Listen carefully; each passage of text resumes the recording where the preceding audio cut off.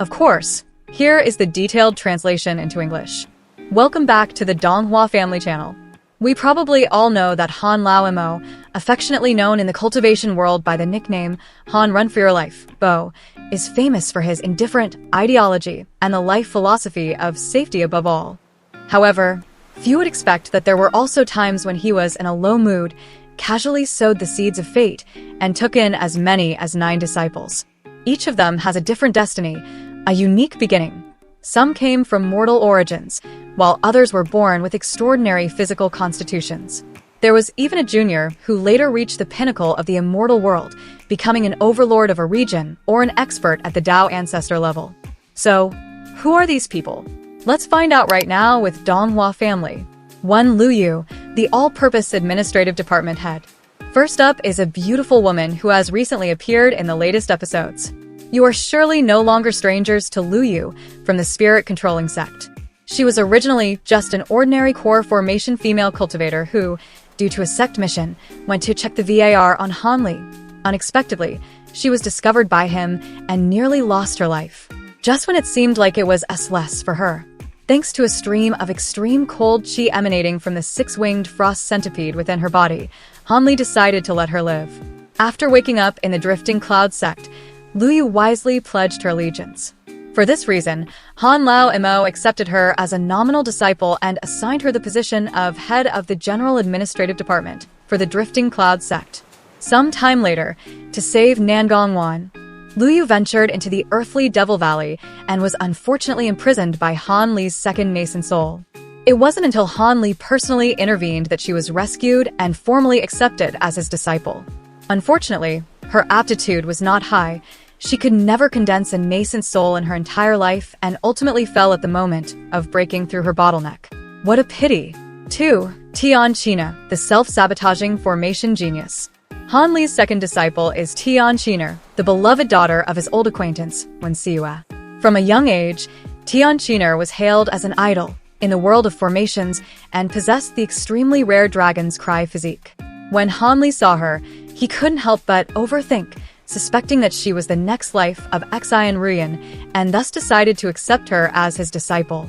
Later, when he took Tian Chiner to Xian Ruyan's former residence, his suspicions were indeed confirmed, as she had a very special connection to that place. From then on, Tian Chiner progressed by leaps and bounds. Her skill in formations became increasingly profound, and her cultivation level far surpassed her fellow disciples. However, after Han Li ascended to the spirit realm, she was too eager to reunite with her master and hastily rushed the process to break through to the spirit transformation stage. In the end, she suffered a backlash and perished. This self-sabotaging move by Tian Chiner has left fans with a great sense of regret.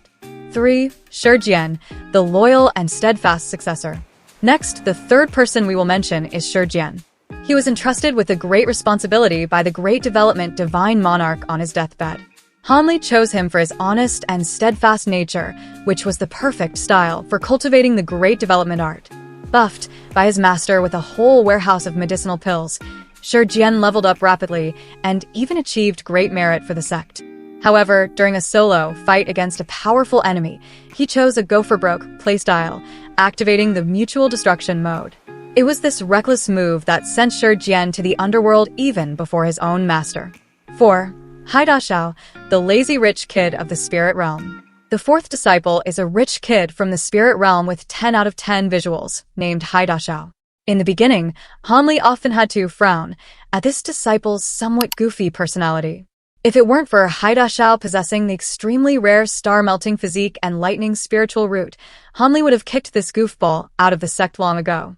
What Han Li valued was his potential in lightning arts, even planning for him to assist in overcoming the great heavenly tribulation at a crucial moment. However, Haida Xiao chose the path of dual cultivating Dharma and body, causing his cultivation speed to lag more than expected. In the end, although he couldn't keep up with his master's ascension, he did reach the Grand Ascension stage, staying behind in the spirit realm as the CEO, managing the Green Origin Palace, which could be considered preserving Han Lao Mo's legacy. 5. Qilingzi, the capable right-hand man.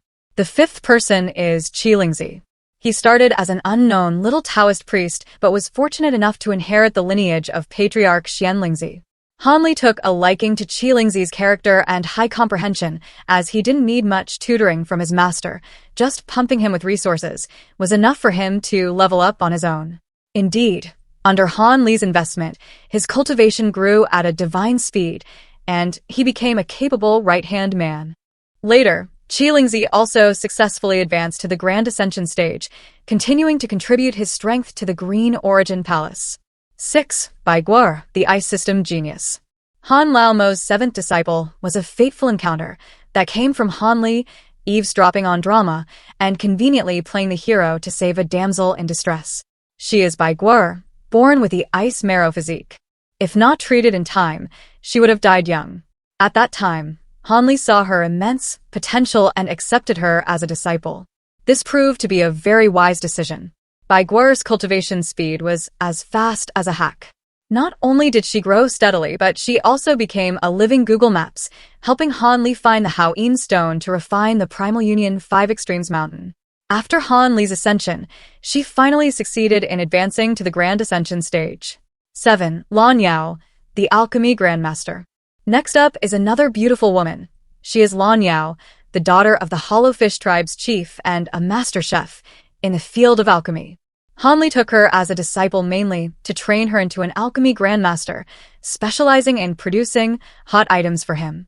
Compared to her fellow disciples, Lan Yao's journey was somewhat quieter, but in her role as the logistics team, specializing in providing recovery items, she was often by Han Li's side and constantly received his guidance. 8. Patriarch Hua Shi, the lucky passerby. The eighth person is a lucky passerby, none other than Patriarch Hua Shi. He was originally a body integration stage cultivator of the water tribe in the spirit realm. When Han Li was searching for the entrance to the minor spirit sky, the patriarch offered his assistance and helped him successfully enter. To repay the favor, Han Li casually gave him a few pointers, which unexpectedly caused Patriarch Hua Shi to directly break through from the early body integration stage straight to the middle stage. Overwhelmed with gratitude, he constantly called Han Li master with an extremely respectful attitude. Seeing that he was honest and humble, Han Li also accepted him as a disciple. Although his cultivation did not reach the pinnacle, his sincerity earned him a spot on Han Li's team. 9. Li Yuanjiu, the final boss Dao Ancestor. And the final boss on the list of Han Li's disciples must be Li Yuanjiu. The previous 8 disciples, no matter how hard they tried, could at most only stop at the Grand Ascension realm in the spirit realm. But Li Yuanjiu was the only disciple to become a Dao Ancestor, living up to his master's expectations and standing with Han Li at the very top. He was originally the disciple of someone else in the Golden Origin Immortal Domain, but due to an experiment with one of Han Li's cultivation techniques, he became a crucial piece in the grand chess game Han Li had set up. Han Li discovered that his aptitude was similar to his own, and thus imparted the Great Development Art and the falsified Saint True Devil Art to him. Li Yuanjiu eventually cultivated to the Dao Ancestor level, founded the 9 Yuan Temple, and guarded a domain. His connection with the Heaven-controlling bottle holds special significance.